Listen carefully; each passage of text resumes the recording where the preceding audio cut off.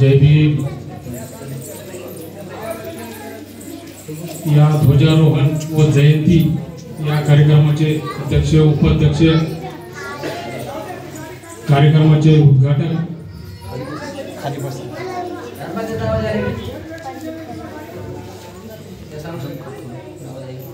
इथे उपस्थित असलेले मंचावर उपस्थित असलेले प्रशासकीय अधिकारी वरिष्ठ अधिकारी पदाधिकारी ज्येष्ठ कार्यकर्ता पत्रकार बंधू उपस्थित मान्यवर सन्माननीय आदरणीय व्यासपीठ इथे उपस्थित असलेले आमचे माता बंधू भगिनी मित्र हो गावातील प्रतिष्ठित नागरिक मोजे उमरदरी तालुका मुखेड जिल्हा नांदेड महाराष्ट्र सर्व भारतीय ध्वजारोहण व जयंती उत्साहाने साजरी करण्यासाठी आम्ही सर्वजण इथे जमलो फार आनंदाची व अभिमानाची बाब आहे। जगेंतर देशासाठी मरेंतर देशासाठी अशी शपथ घेऊन घोषणा करत भारतीय स्वतंत्र लढ्यामध्ये सर्वप्रथम क्रांतीची मशाल पेटवणारे हजारो क्रांतिकारकांना घडविणारे अशी महाक्रांती गुरु वस्ताद लहुजी साळवे समाजामध्ये जगण्यासाठी केलं ज्यांनी अभिमानाचे स्थान लोककलेतून केलं ज्यांनी जनमनाचे पुनर्निर्माण आपल्या साहित्यातून कामगार श्रमिक शोषित वंचितांचे आवाज बुलंद करणारे रशियाला जाऊन मॉस्को या शहरामध्ये आकाशवाणी केंद्रावर जगाला शांतीचे संदेश देणारे आम्हा सर्वांचे लाडके डॉक्टर साहित्य सम्राट लोकशाहीर लोककवी समाजसुधारक लेखक तुकाराम भाऊराव साठे म्हणजेच अण्णाभाऊ साठे। अण्णाभाऊ साठे यांचा जन्म 1 ऑगस्ट 1920 मध्ये सांगली जिल्ह्यातील वाळवा तालुक्यातील वाटेगाव या ठिकाणी झाला। अण्णाभाऊ साठे यांच्या आईचे नाव वालुबाई साठे, वडिलांचे नाव भाऊराव साठे आणि भावाचे नाव शंकरराव साठे होते। अण्णाभाऊ साठे यांना 2 पत्नी होते, कोंडाबाई साठे आणि जयवंताबाई साठे। अण्णाभाऊ साठे यांना 3 अपत्य होते, मुलगा मधुकर साठे आणि 2 मुली शांता आणि शकुंतला साठे। अण्णाभाऊ साठे ज्यावेळेस बालपणामध्ये होते त्यांची वय शाळेत जाण्याची वय होती त्यावेळेस भारत स्वतंत्र झाला नव्हता। या भारतामध्ये संविधान लागू झाला नव्हता। या भारतामध्ये मनुस्मृती लागू झाली होती, मनुस्मृती होती 2500 वर्ष मनुस्मृती होती या भारतामध्ये। त्यावेळेस भी जाती जातीमध्ये धर्माधर्मामध्ये भेदभाव निर्माण होत होता, जातीवाद होत होती, उच्च नीच अछूत तू शूद्र आहेस असे निर्माण होते, असे प्रकार होत होते। लोक ते सतत होते, त्रास देत होते। अण्णाभाऊ साठे खूप हुशार होते। त्या लोकांनी अण्णाभाऊ साठे यांना शिक्षण घेऊ दिले नाही म्हणून अण्णाभाऊ साठे 1.5 दिवस शाळेत गेले, पुन्हा शाळेचे तोंड बघले नाही। 1.5 दिवस शाळा झाल्याने अण्णाभाऊ साठे आपल्या भविष्यामध्ये त्यांनी अक्षराची ओळख करून घेतली, पुस्तकाची ओळख करून घेतली आणि डॉक्टर बाबासाहेब आंबेडकर यांची झुंजार पेन चालू ठेवली। आपल्या भविष्यामध्ये 35 पेक्षा जास्तीने कादंबऱ्या लिहिले, 19 कथासंग्रह लिहिले, 14 लोकनाट्य लिहिले, 11 पवाडे लिहिले आणि गाणे छकड्या लावण्या हे तर त्यांनी शेकडो लिहिले। आता काय तुम्हाला मी त्यांचे लिहिलेले कादंबऱ्याचे नाव सांगतो। फकीरा, वैजंता, वारणेचा वाघ, चिखलातील कमळ, अलबूस, वैर, पाजर, चित्रा, मंगला, रूपा, रानगोगा, रानगंगा, संघर्ष, मास्तर, फुलपाखरू असे त्यांचे बरेचसे कादंबऱ्या लिहिलेले होते। फकीरा ही कादंबरी बरेचसे विद्यापीठामध्ये अभ्यासक्रमाला आहे। फकीरा ही कादंबरी आपल्याला वाचण्यासाठी लायब्ररीमध्ये ग्रंथालयामध्ये आणि मोठमोठ्या वाचनालयामध्ये आपल्याला भेटून जाईल। महाराष्ट्र सरकारने 1961 मध्ये फकीरा ही उत्कृष्ट कादंबरी म्हणून 1961 ला त्यांना पुरस्कार देण्यात आला अण्णाभाऊ साठे यांना। 1961 ला रशिया सरकारने रशियाला बोलवली, अण्णाभाऊ साठे रशियाला गेले। रशियाला जाऊन मॉस्को या शहरामध्ये आकाशवाणी केंद्रावर छत्रपती शिवाजी महाराज यांचे जीवन चरित्र पवाड्यामधून जगाला सांगणारे जगातील एकमेव भारतीय लोकशाहीर अण्णाभाऊ साठे ठरले। 1962 मध्ये अण्णाभाऊ साठे लाल बोटाच्या प्रचारासाठी महाराष्ट्रातील नांदेड मधून बिलोली या जुन्या गावाला 2 दिवस मुक्कामीला होते। अण्णाभाऊ साठे मुंबईला गेल्यानंतर त्या कार्यक्रमामधून त्यांना त्याच्या घरची आठवण आली. त्यांनी लावणी आणि छकडीमधून म्हटले, माझी मैना गावाकडे राहिली, माझ्या जीवाची होते या कायली. त्यांना आठवण आली. त्यांनी लावणी आणि छकडीमधून सांगितलं की माझी मैना गावाकडे राहिली, माझ्या जीवाची होते या कायली. आज बी त्या गीताची गोडी आमच्यामध्ये कायम आहे, आज बी त्या गीताची जादू आमच्यामध्ये कायम आहे. अण्णाभाऊ साठे यांचे शायऱ्या आणि कादंबऱ्या महाराष्ट्र राज्यातून राष्ट्रातून विश्व आणि जगापर्यंत पोहोचलेल्या आहेत. अण्णाभाऊ साठे आणि डॉक्टर बाबासाहेब आंबेडकर यांची प्रत्यक्षात 3 वेळेस भेट झाली. प्रथम भेट एका कार्यक्रमामध्ये, एका संमेलनामध्ये 1942 मध्ये नागपूरला भेट झाली. दुसरी भेट त्याच वर्षी 1942 मध्ये मुंबईला भेट झाली. मुंबईला भेट झाली अण्णाभाऊ साठे कार्यक्रमामधून डॉक्टर बाबासाहेब आंबेडकर सांगितलं की ही हुकुमशाही, ही गुलामगिरीचे भेड्या तोडा.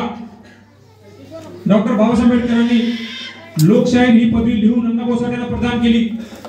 आपण म्हणणार का साहित्य सम्राट, लोकशाही, लोककवी, ही लोकशाही पदवी डॉक्टर बाबासाहेब आंबेडकरांनी अण्णाभाऊ साठे यांना दिली. भारतीय पोस्ट टपालाने अण्णाभाऊ साठेच्या जयंतीच्या माध्यमातून 1 ऑगस्ट 2001 मध्ये त्यांचं खास टपाल तिकीट, जे 4 रुपयाचं टपाल तिकीट आहे, ते टपाल तिकीट, जे 4 रुपयाचं तिकीट आहे, ते तिकीट अण्णाभाऊ साठेच्या माध्यमातून 1 ऑगस्ट 2019 मध्ये तो तिकीट विक्री करण्यात आलं. अण्णाभाऊ साठे म्हणतात, हे जर सिस्टम जर बदलायचं असेल, आम्हाला डॉक्टर बाबासाहेब आंबेडकरांनी दाखवलेल्या मार्गाने जावं लागेल. म्हणून अण्णाभाऊ साठे म्हणतात, जग बदल घालून घावो, म्हणजे सांगून गेले भीमराव, म्हणजे सांगून गेले भीमराव. मला डॉक्टर बाबासाहेब आंबेडकर यांचे सेंटेन्स, वाक्य मला आठवते. डॉक्टर बाबासाहेब आंबेडकर म्हणतात, एक वेळेस संघर्ष नाही केला तर चालेल, पण विकल्या जाऊ नका. ज्या दिवशी तुम्ही विकल्या जाता त्याच वेळेस लोकशाही संपली म्हणून समजा.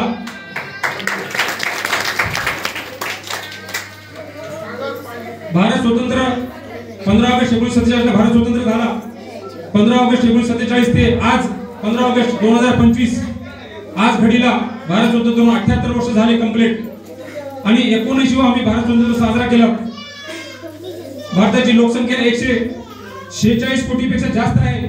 भारतामध्ये बेरोजगारी वाढत आहे. तर 16 ऑगस्ट 1947 ला मुंबईच्या आझाद मैदानावर अण्णाभाऊ साठे यांनी 20,000 जनसंख्यामध्ये मोर्चा काढले आणि तिथे घोषणा केली की यह आजादी झूठी है, देश की जनता भूकी है. ही लोकशाही खोटी आहे, देशाची जनता उपाशी आहे. अण्णाभाऊ साठे एवढ्या कमी वयामध्ये त्यांनी एवढा संघर्ष केलं या देशासाठी, या समाजासाठी. त्यांनी हयातमध्ये होते किती वर्ष, आणि त्याचा जन्म 1 ऑगस्ट 1920 ते 18 जुलै 1969 या दोन्ही तारखेमध्ये त्यांनी डिफरन्स केला, कॅल्क्युलेशन केला. आणि मागच्या 18 जुलैला त्यांची पुण्यतिथी 56वी स्मृती दिवस आम्ही साजरा केलो. गेल्या महिन्यामध्ये 18 जुलैला 56वा स्मृती दिवस आम्ही साजरा केलो. तर 2 तारखेमध्ये जर आम्ही डिफरन्स केला तर 48 वर्ष 11 महिने 17 दिवस हयातमध्ये होते अण्णाभाऊ साठे.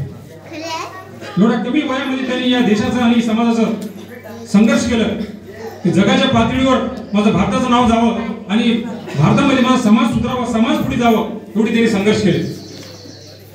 या समाजाचं आणि देशाचं दुःख, दारिद्र्य अण्णाभाऊ साठे दोन्ही खांद्यावर घेतलं. म्हणून मी म्हणतो, धन्य है वो माँ बालूबाई साठे जिसकी गोद से अण्णाभाऊ साठे ने जन्म लिया.